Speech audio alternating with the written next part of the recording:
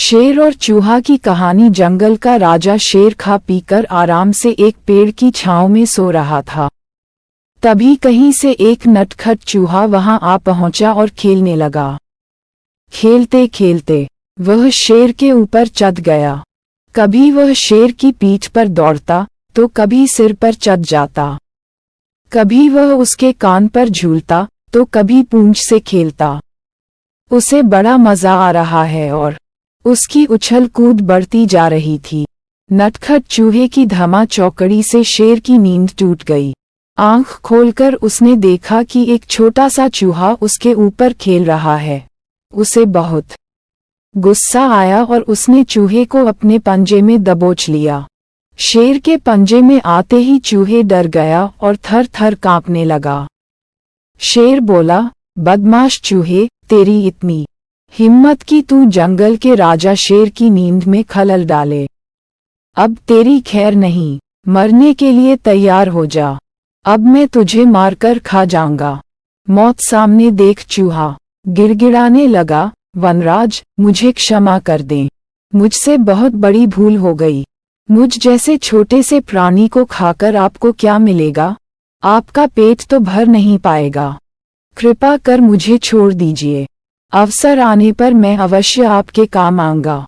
चूहे की बात सुनकर शेर हंसने लगा और बोला, मैं जंगल का राजा हूँ।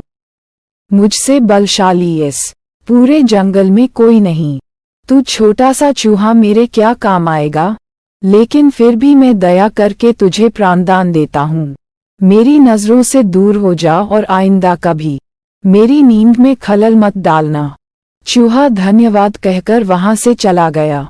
कुछ दिन बीते। एक दिन शेर जंगल में शिकार के लिए घूम रहा था कि वह शिकारी द्वारा बिछाए जाल में फंस गया।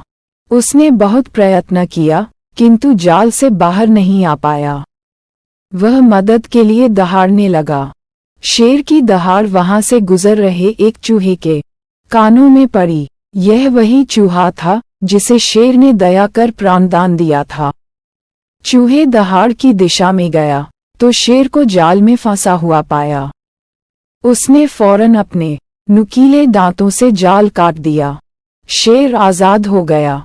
उसने चूहे को धन्यवाद दिया तो चूहा बोला, वनराज, आप शायद मुझे भूल गए हैं। मैं वही चूहा हूँ जिसे अपने प्राणदान दिया था। मैंने आपको कहा था कि किसी दिन मैं अवश्य आपके काम आऊंगा। देखिए, आज मैं आपके काम आ ही गया।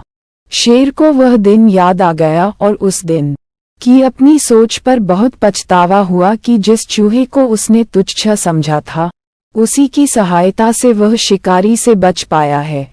सीख: 1. बाहरी स्वरूप देखकर किसी की योग्यता का आंकलन नहीं करना चाहिए। 2. उपकार कभी व्यर्थ नहीं जाता। किसी न किसी रूप में उसका फल अवश्य प्राप्त होता